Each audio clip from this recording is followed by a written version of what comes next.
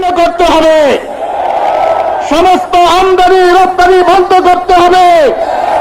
Pegasus নামক যেই সেনাবাহিনীর যে অস্ত্র আপনারা কিনেন এটা বন্ধ করতে হবে।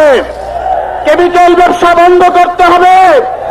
বাংলাদেশের পাসপোর্টের মধ্যে ইসরায়েলের নিষেধাজ্ঞা পুনর্বহাল করতে হবে। পাশাপাশি আমরা সরকারের কাছে আহ্বান জানাবো, আপনারা উদ্যোগ গ্রহণ করুন। বাংলাদেশ থেকে কোটি কোটি মুসলমান যুবক ইসরায়েলের বিরুদ্ধে জিহাদে চাইতে রাজি আছে। আমরা আরো বলতে চাই, আমরা আমেরিকার কোমর ভাঙ্গার জন্য, ইসরায়েলের কোমর ভাঙ্গার জন্য বাংলাদেশের পণ্যগুলো বয়কট করবো ইনশাআল্লাহ।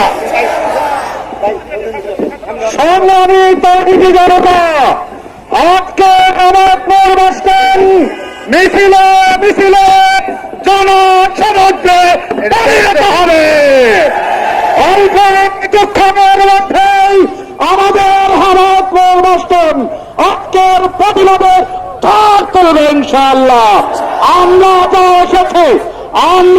এসেছে সামনের দিকে আসতে চেষ্টা করব না, পতাকাটাকে সামনে আসতে দেই। আমরা পতাকা যেখানে আছে বাস আমরা এখানে রাখি।